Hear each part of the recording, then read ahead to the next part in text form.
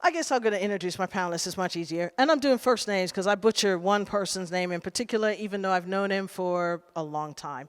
So, so I'm going to have Cynthia Davis come up first. Cynthia was going to be on our Pillar 3 panel, and I messed up and told her the wrong time because I wanted her for my panel. I got my wish. Cynthia.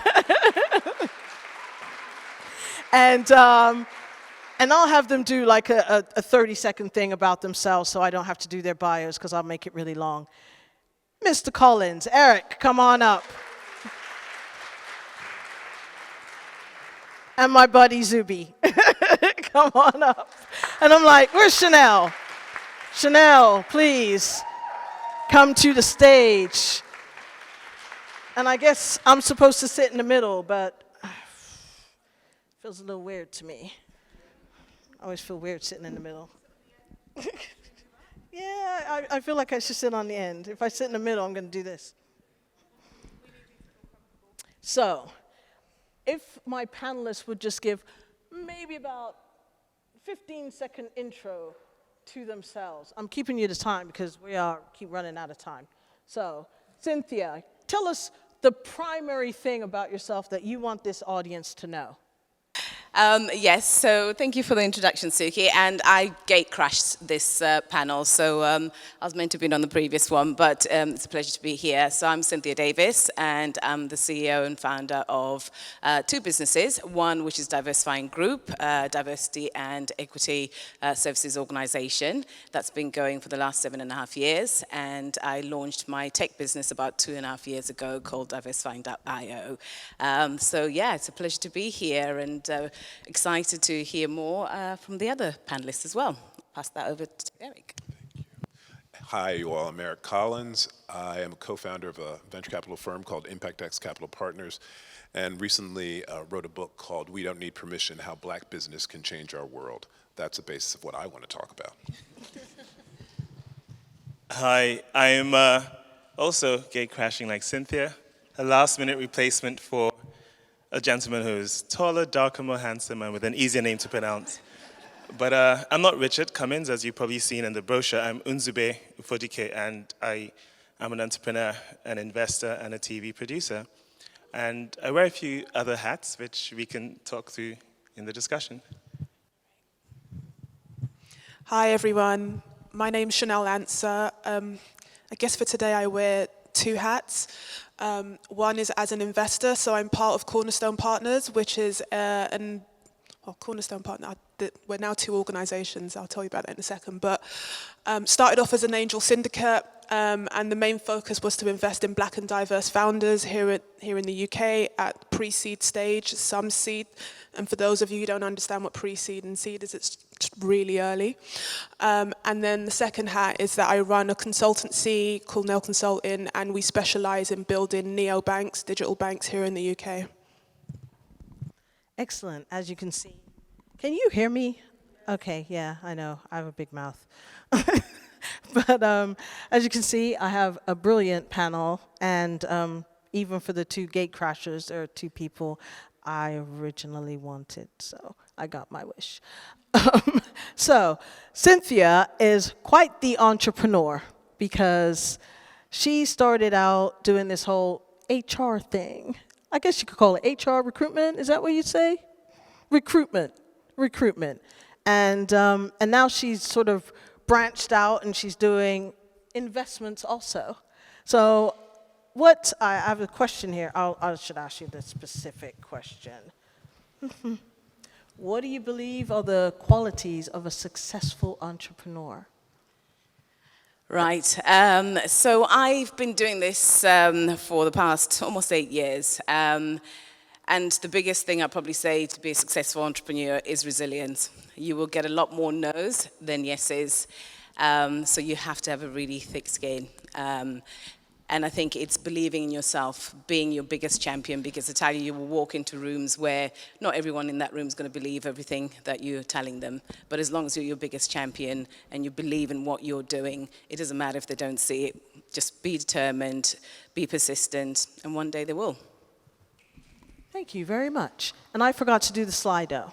So please, everybody, there's a Slido question, and my phone is over there, so I can't even remember what the question is for Slido, but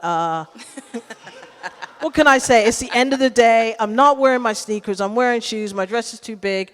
And I really just want these people to talk about what they do, because Eric has written this awesome book. So Eric, I want you to address some of the key points of your book.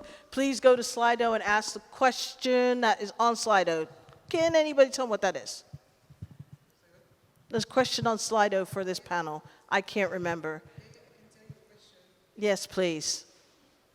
It's the last panel of the day. What can I say? I've always got jokes.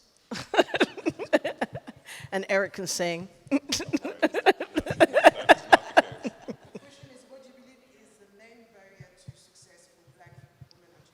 Okay, so that is the question in Slido. Please go ahead and make sure you have that answer, because that's also something that I want them to address at the end of the panel. Okay, Chennelle, over to you. I'm going to ask, I'm a hot mess. What can black female entrepreneurship do to increase their chances of securing funding?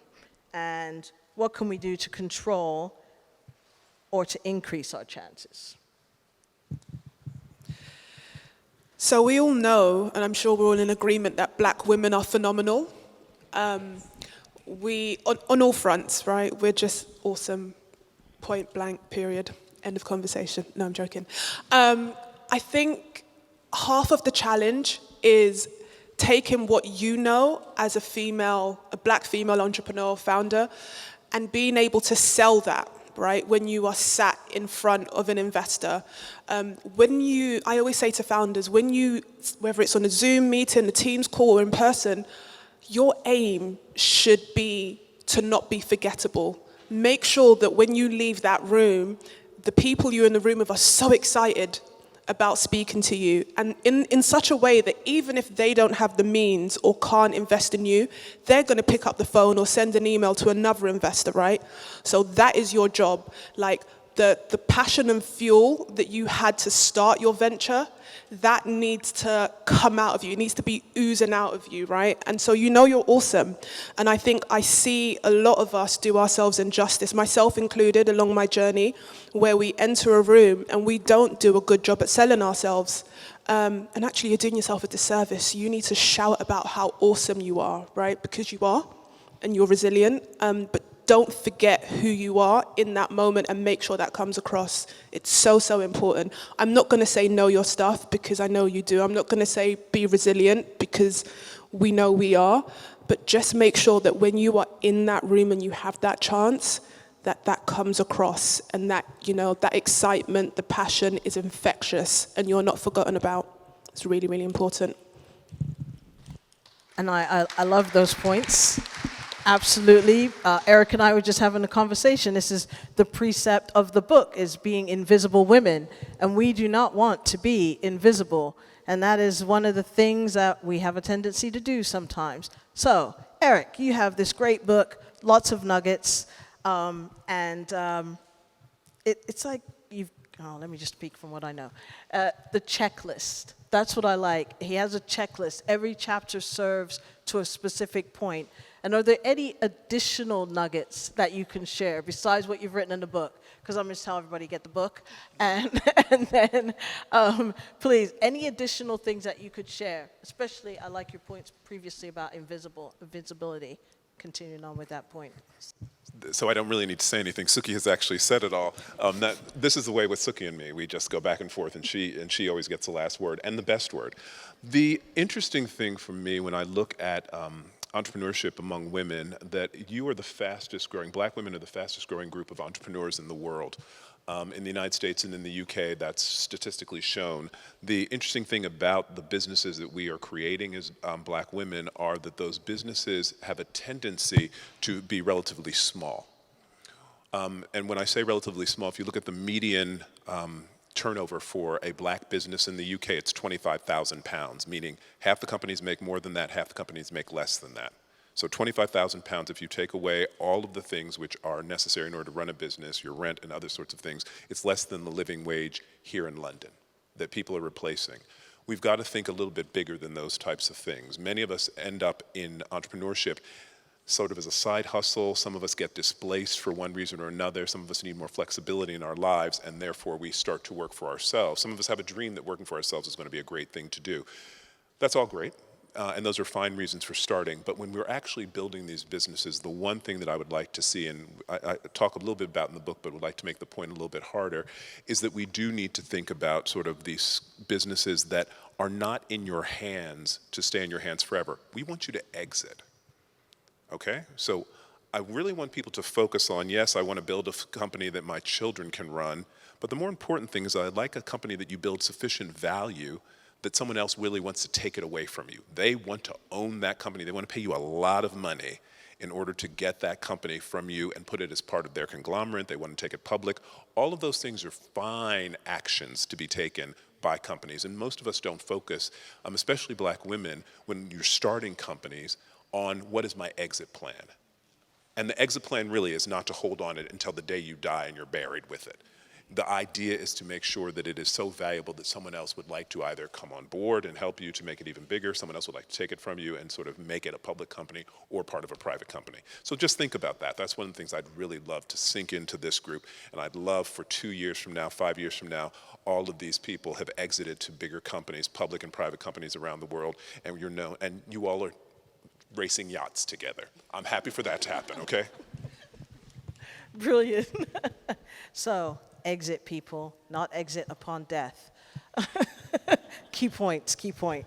Nzube, sorry, I've known him a long time, so he's Nzube to me. So I know that you're not only an entrepreneur, a TV producer, he's got so many things, it's not even right, it's just, you're just a talent, you're a talent, and we're quite happy that you're our talent. And I know that being an entrepreneur, that now you've become an investor and an angel investor. So, my question is, what in engineering, in investment, in other entrepreneurship, what influences where you invest and how you invest? What's the action that people need to take to come to you? I should put that to everybody on here. Like, what do people need to do when they come to you?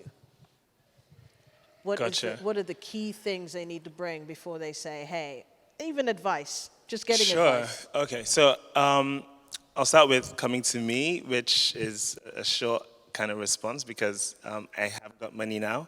I'm fully invested, so, but I'm probably the worst type of angel investor. I started writing checks by accident. I began as an advisor, helping companies that needed to get to the next stage. And one of my companies in my advisory portfolio had a particular challenge. They were running, the servers were going to be switched off. So I wrote a small check to keep the servers on. The company still went bust, but that was the first sort of exchange I had nearly 12 years ago with a company I was advising. Checks have become bigger, but it usually begins with an advisory sort of engagement, because when you're getting involved at that early stage, it's more than just capital that companies need. They want, or not want, but they require some advice, unlocking of resources, networks, and a lot more than just cash. So if you aren't able to add value as an advisor, my view is then you don't really invest. So I try to engage first as an advisor, which could take several weeks or months before I invest. And for most entrepreneurs that want to raise cash, they're not really interested in the advice. They think that's redundant. They want the money. So we don't click, because I'm like, no, let's see if I can add value and help you to grow. And if that does happen over several months, and there's the chemistry, then perhaps if I have any, I can invest. And I'll say when approaching investors, think about it as a long-term relationship, because obviously they'll be on your cap table for a while, and you'd be engaging with them. You want the kind of investor that if you needed to call them at 8 p.m. on a Friday evening, you'd feel comfortable doing that, and not that, oh, they're not going to take my call type thing, because because you have that emergency, and that investor should be able to support you with Cynthia, I see you down there nodding. I see everybody actually nodding. So, and we don't have a lot of time left. I'm ready to just be like, no, we're going over time. Sorry, Marie. Go ahead. Yeah, I mean, I was actually just going to flip that a little bit on its head because we're actually going through a funding round ourselves for our business, but we're going through Series A at the moment. So, but one of the things I'd always say is when you are seeking investment, be careful of the type of investors that you go for as well. So not every investor, you know, and I'm sat with loads of investors here, but it's people that, to what you were saying, that are actually going to believe in your business, can actually help you to grow, give you the right kind of support. So it's not always about the money, it's also about the knowledge. And can these people take you to that next level? Do they believe in what you're doing? I've turned down investment from businesses who I've personally felt were just in it to get return on the investment, just wanted the money part, didn't really get what we were trying to do, didn't really see the impact of what we were trying to do. So don't always focus on just getting money from anybody. Be very thorough about the right investors. Make sure they really believe and they can bring and add value to what you're already doing. So that would just be a caveat I'd add to that as well. Yeah, I always want to tell people, you do due diligence for everything. You do due diligence for your investors, for your customer segmentation. You're going to figure out who your customers are. Why not figure out who the people are that you want to get money from to invest in your company? Always do that. Yeah, okay, yeah, I see the sign. I'm just ignoring the sign. So I'd like Eric to add some points to that also, and Chennelle to add some points, because I really do think that's valuable information for a lot of the people in the room.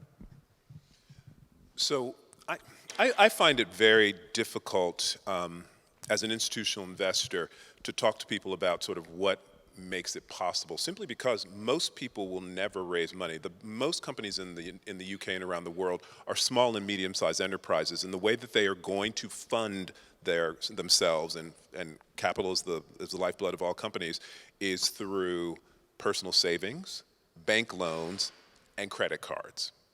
All right? And if you're a black woman, which one is most likely the way that you're funding your business?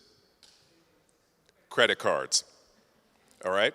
And that's an interesting study. This is done in the UK. This isn't even a study done in the United States. In the UK, if you're a black woman, it's most more likely that you're actually going to be working with credit cards. The interesting thing about that is, you know, credit cards can be fine as a short-term solution for cash flow purposes, but it's a very expensive way to get capital into your business and will impact your profitability. It will impact everything going forward. Why do we have to do it? Because there are no other sources of capital, right? Here's the issue. So the banks, 1 in 4, black people are 4 times less likely to be able to get a bank loan in the UK than are their white peers. If you have the same balance sheet and the same history as your white peers, you are still 3 times less likely to be able to get a bank loan. So the ways that are open for black people in order to get capital are things which I hope you will look at, and that is collaboration. Small sums of money, maybe large sums of money, depending on what your network is like, but that we need to look around. You need to look right next door to you, and I'm talking about right next door, the seat next to you, the seat in front of you and the seat behind. There are people in this room who obviously have an interest in capital. They have an interest in business. These are people who I think are, when I look out, I think about the portfolio of ImpactX. Black women are in that portfolio because we actually believe it's a great investment. It's not a charitable gift. We expect these people to return, and return at the top of our portfolio, and to really drive the returns for our profit-seeking limited partners. So you all, I look at you and think of you as opportunity. I hope you look at yourselves and think of yourself as opportunity, and then actually reach out. You don't need to reach to me. You know, to reach to me, 1% of all the companies that come through to us actually get funding. So say we have 2,020 get funding. It's not a lot. So the place in which most people are going to find that funding is going to be from people who look like you and who are sitting here in the room with you, who have a similar set of interests as you. Try it out. Try and talking about what you want to do and how you can be helpful to each other. I got a question from Slido, and it says, how can you make sure you're not seen as passionate and not as aggressive? Because we know the aggressive black woman trope. I asked the question, what's passionate mean? You can tell how my family life is, right? Okay. I don't have an answer to that. I'll start. It's really tough, honestly, as a black woman. Because and whoever asks that question, great question, because it can often be misconstrued, and your passion can come across as you being aggressive, right? I've had this exact conversation and feedback throughout my whole career. I don't think I have the answer, if I'm being completely honest. I think, for me, there's a line, right? Just upon reflection, there's a line, and I think passion excites people, right? And I think aggression can sometimes offend, and that is the line, if I'm being honest. There's nothing wrong with being bold, but you want to be bold and infectious with the message that you're communicating. And so for me, that's how I would categorize passion versus aggression. And actually, if you turn up and you feel like you are being passionate and positive and it's not received in the right way, leave. Honestly, walk out of that room, because those people have already decided, about who you are, and nothing's going to change that, right? So don't waste another second of your time trying to convince people like that you are not being aggressive, when you know, in fact, you are just trying to portray your excitement, and in fact that you are passionate. Just end the conversation and save your breath for another conversation. That's my opinion. Yeah. So I have another question here, and it is...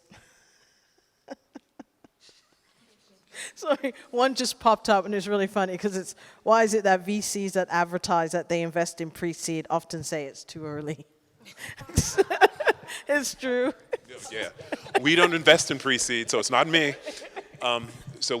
Pre-seed means that you have a concept, and you haven't necessarily built a product and the like. And often when we see entrepreneurs of color and women, we find that because there's not a lot of capital and there are these great ideas, and the great ideas require some technology or something, that people don't necessarily have the capital to be able to build out the minimally viable product. That's often what I see. In that situation, what we suggest to people is that you actually try and do this instead of by building out the technology. See if you can do it on paper. See if you can prove it some other way. You need to show that you have traction and that the idea is not predicated on having to build something before you can actually test the hypothesis. You've got to be able to show that the hypothesis works. So please don't go to any, let me say this to you and listen to me closely. Do not go to any institutional investor and say, I haven't tried this out, I need your money to test this. Yeah. That is not attractive to anybody. Never do that. Yeah. But people do it all the time, right? Yeah. People come in all the time and say, no, I have this great idea, I haven't been able to build it out, but could you give me money to try it out? It's like, but you haven't, this is a hypothesis. It's not even something which is proven. Prove something, prove it on paper, prove it by, doing it at your family reunion, whatever you do, but you have to bring me proof that you have actually gone that far. That's the issue that I think people mistake when they say that that you have to get more traction before we can do something, because what we don't see is any traction. We see that you've invested time in thinking, we have seen that you've invested energy, but that sweat equity at that point is not a proof point. And so therefore, please, don't mistake those two. And just to let you all in on another secret, when we say we need to see more traction, it just means that we're not convinced at that point in time. Honest truth, we're not convinced. And so we want you to go away and actually continue to prove what it is that you're building and then come back.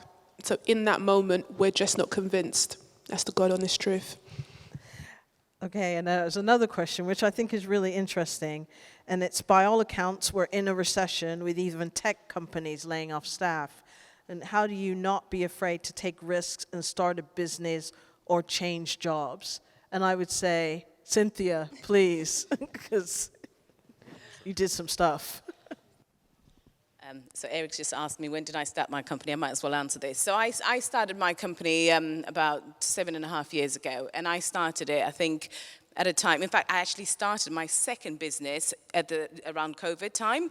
So my tech business actually started because I knew I had to diversify my products to make sure I had an online presence, because before I didn't have that. So sometimes out of really difficult kind of economic, circumstances allows you to think differently, to think outside the box. And this is when sometimes those that are very creative and can think differently will adapt their services and will adapt their style. So the fact that I actually started tech business, around COVID time, which then was so successful because guess what? The world decided to do everything online. So I was there at the right time with a product that was ready to go because the world was now, everything was online. And we just saw that service go up and up and up. It was a big risk because it meant I had to put all my money into starting this tech business. Nobody invested in me. It was all my savings, it was all my money. And it was a big risk for me because I could have just, saved that money and gone on holiday or whatever. But I took a risk and I thought I have to adapt here because if I carry on having a service-based business that did not have an online presence, at some point I would become a dinosaur. I'll go back to the Blockbuster days here. So I knew I had to find, for those that are old like me, I had to find a way to make my business a tech business as well and find services that could navigate and reach more people using, technology. And I didn't know much about tech, and this is, I think, sometimes where people hold themselves back because they feel they've got to know everything about before they start a business. Sometimes it's knowing that there's a problem, knowing what the solution is, and finding a way to do that. I don't come from a tech background. I've never worked in tech before, but I run a very successful multi-million-pound tech business because I had to use the skills I knew, where there was a gap in the market, what was going to fill that gap, what skills do I have, what skills don't I have that I then need to bring from outside to help me to bring that product and bring it to market. So that's where you get really creative.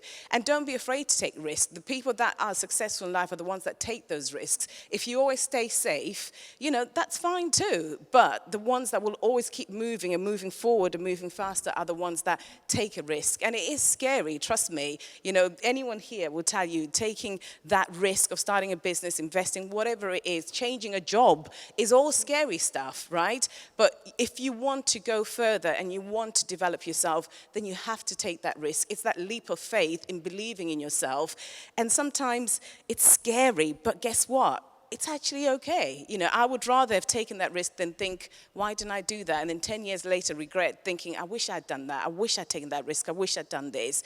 You never know unless you try, right? So always give it a go. If it doesn't work out, guess what? We've all got skills that we can fall back on, but at least we've taken that leap. We've taken that chance. Exactly. You've done it. Everything Cynthia has said. And I'll just add a couple of points worth remembering when going through. Thank you. I agree with everything Cynthia has said, and I'll add a couple of points just to kind of think through when thinking about setting up a business in a recession.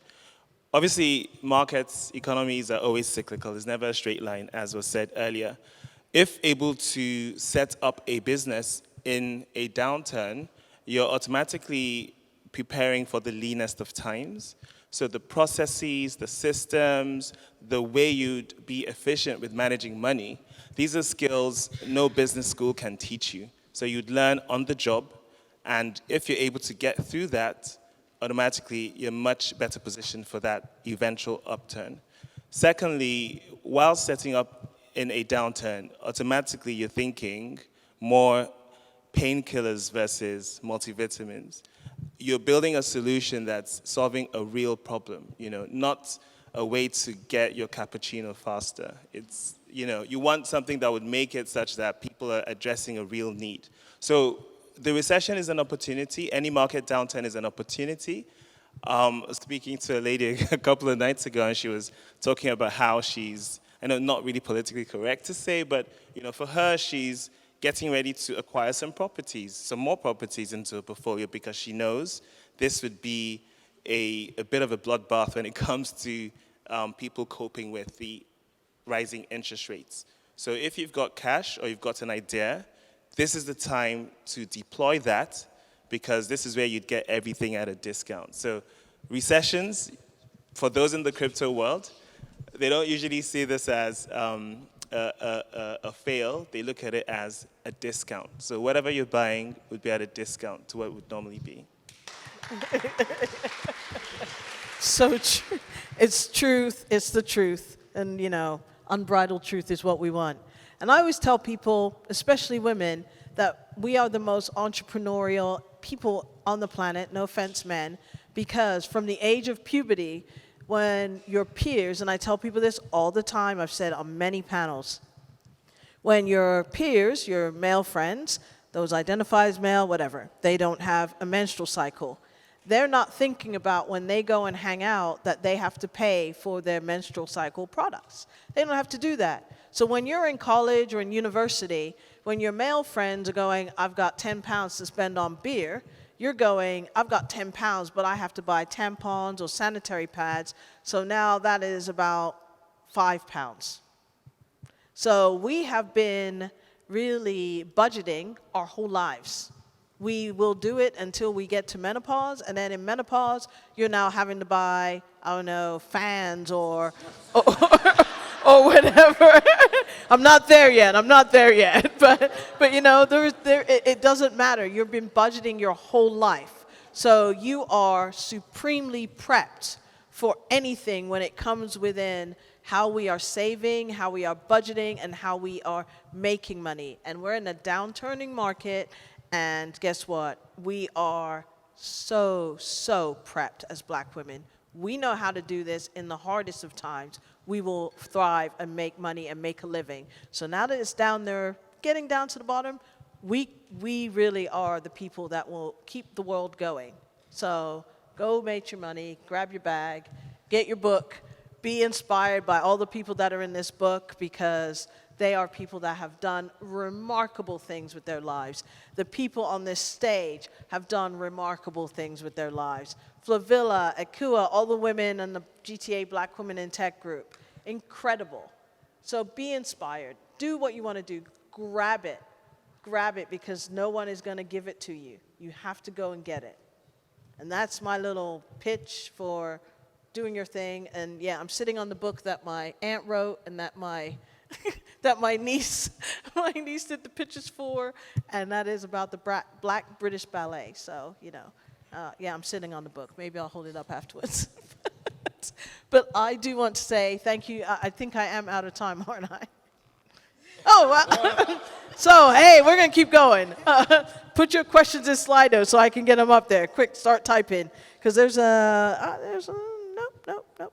Oh, what do you do when the funding isn't up to scratch and you don't know where to go next?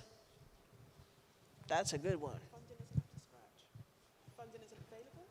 Available, up to scratch, not available, you don't have any money left, where do you go? So What's your first thing? What's your first I step? run a workshop called Managing Cash Flow. It's for the Barclays Founder Vine Accelerator. So a little bit more about me. I do look after several companies through accelerator programs, etc. And when it comes to managing cash flow, there are lots of hacks you can put in place. If you're unable to raise from external investors, then you have to look at more efficient ways to manage your cash conversion cycle internally. So you look at things like your invoicing systems, your payment systems, you know, and try and increase how much time you have before you pay the bill, and decrease the number of days before you can receive. You know, basically balancing your account receivables versus account payables. The same thing you do in your own personal life, right? you sort of say, how long can I stretch it before someone comes chasing? So it's, you know, it's the same sort of thing. I would say for the question for me is always an interesting question, because it's, what do you need the money for? I mean, do you need the money for your operations, and on a month-to-month basis you can't make ends meet, so you have more expenses than you have revenue? You need to look at your business model. Don't ask, the first question shouldn't be, where do I get more money? It's like, is my business working? All right, my business isn't working if that's the case, if it's consistently that I fall short and the business doesn't actually produce enough revenue. And quite frankly, I think that we should be focusing, as all businesses, black, white, female, male, on, do we actually have revenue? Revenue is the great, it's, you know, do we have customers? Do customers want to buy? It's a good signaling, but it also helps us to be in charge of our destiny. So if indeed you have revenue, you can get many more investors. Revenue attracts investors, right? They see, and if I infuse a bit more capital into you, you can then sort of supercharge this. So I would be focusing on revenue, but I really would ask myself the question, I need money on a constant basis. Why do I need money? My business model might not actually be working, and therefore I need to look at the business model before I then go another month of struggling to make ends meet. Do that first, and then you'll be better. Yeah. Just building on Eric's point around why you need money, I think a lot of founders and entrepreneurs need to ask themselves whether you need VC money. whether you need angel investment, right? Because depending on the type of business that you're building and depending on what your aspirations are, this may not be the route for you. Because as someone mentioned, I've forgotten who, once you take external money, you're married to that person or organization, honestly. Sometimes some investors will call you at 2 o'clock in the morning. There are stories, you know? So unless you want to go down that route, you know, for a really long period, maybe think about whether you want money from that particular entity or individual and ask yourself why. I think more so in the last year, I don't know about you guys on the panel, but I am seeing an increased number of founders birth an idea and then being like, right, I need money. Investors give me money. And I'm just like, do you really need money from an investor? Have you really thought about what your aspirations are? Have you really thought about what you're trying to do? Is it a community-based business, or are you going to are your aspirations to go down the venture route? Because a VC firm basically wants you to build the next unicorn, right? And that's tough. And that may not be your goal. So if it isn't, you know, consider the other avenues of how to bring in money, or as Eric said, you know, think about how you can build a product or service that will quickly move you to a position where you can bring in cash, you know, where you are cash positive. So just think about your why before you ask. I think that's really, really important, because VC or getting money even from certain angels isn't for everybody. No, and I would say, what's that one piece of advice? That's a good one. I don't think anybody's given any bad advice. What's the one piece of advice you'd give to an entrepreneur that stands the test of time? Oh God. I mean, there's so many. I mean, the one piece of advice that I was given when I started my business was just, again, and I've said this before, is just be your biggest champion. You know, believe in yourself. And I think if you do that and you keep believing in yourself, that's what gets you through, because it is a very, very lonely road. Being an entrepreneur, it's a very difficult road. There are times when you think, why am I doing this? But always believe in yourself. Always go back to why you started. You know, that why is very, very important. And I always refer back to that why when I have bad days. And you will have bad days. We all have bad days, right? But when you know why you're doing what you do, it brings you back and it refocuses you and it re-energizes you. And for me, that's been my biggest strength. And the thing that I've drawn is, why did I start my business? Why do I do what I'm doing? Why am I still doing it 7, 8 years later? So that's what gets me through whenever I have difficult times. There are many things that you can do in an organization and outsource them to somebody else. The thing you cannot outsource to anyone else is knowing your numbers. People who are intimidated by numbers, you're just going to have, if you're an entrepreneur, you're just going to have to get over it. You're going to have to say, I have to understand spreadsheets, I have to understand P&L, I've got to know what a ledger is, I've got to actually know all of those sorts of things and know it intimately. Because those are the things which are going to control everything about your business. It's your forecasting, it's your reporting, all of those things are absolutely vital. So know your numbers and make sure that when you come to see me, that I'm not able to pick apart your numbers so quickly. So know them, understand them, and then be able to make them really tell a good story. The challenge of going later is all the good tips have been given. But I would say, it depends on the stage of the entrepreneur, the sector, and so on. But more generic advice would be for entrepreneurs to remember, you know, it's obviously a marathon, not a sprint. So for them to go through that whole process, they need to think holistically about the things around them that would allow for that success. You know, curate your tribe, curate for tipping the odds in your favor. You know, get into more networks. So being here, fantastic. There are more events. If I can do a shameless plug, I have a major conference, an expo coming up in a couple of weeks. Would love for all of you to be there. It's connecting Nigeria to the UK, and we're looking at connecting businesses, so from the agriculture, technology, fintech, creative world. There'll be tons of companies, banks, investors, and there's rumored to be a billionaire that'll be coming to join, a Nigerian billionaire joining us that day. But the point I'm making is, more seriously, the Institute of Directors, the British Computer Society, you know, TLA, just join as many networks as possible and surround yourself with people that would just increase your chances of getting the knowledge, getting access to the people and the resources that would make, it more likely that you'll succeed than not. And if you fail, it's okay too. It's just your first attempt in learning, fail, acronym, and then you just move on to the next business. Something that has been okay, so I think sales, you need to be a phenomenal salesperson. You need to be a salesperson for two main reasons to me. If you want to go down the route where you are seeking external funding, you need to sell yourself and your business when you are pitching for money or asking for money. And even a step before that, you need to sell your business to acquire your customers, right?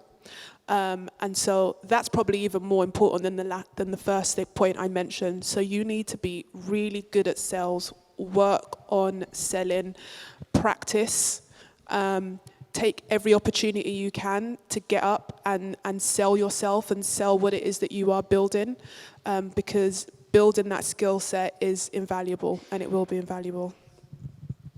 And can I say one, can I change my answer? This would be my answer, Suki. My answer, different answer, is that stop talking and do. All right? You don't need permission. Just stop the talking. All right? That would be it. That would be it. And my one piece of advice as an intelligence analyst is due diligence and research. I don't care if you show in the room and you, especially when you come in and say, I don't have any competitors. That's the fastest way for me to just look at you and go, no. Everybody has a competitor. So, you just don't know who they are. Do your research. Research the topic, research your competitors, research that investor you want to invest. Research, dare I say, you research that bag manager you're going to. LinkedIn is a great tool. You can research everything and anything. Do the research. Get that information. You may not need it at that time, but you may need it 3 years from now. It might just prove to be valuable to get you to that next step, to that next person, to that next invite, that next network even. But do your research, because there's the worst thing in the world is when people walk in a room and they haven't even done the basic research of looking up the investor's bio. That's horrendous. When you walk into a room and you don't even know the bio of the person you're meeting and you want to ask them for money. No. Do your research. And lovely people on my panel, I know I'm way over time. I am afforded this, by golly. I've been on my feet all day. Thank you so very much to my wonderful panelists. Please don't attack them as they leave the stage, but talk to them, connect with them, do your research and hit them up for money. But please, thank you very much, and favela.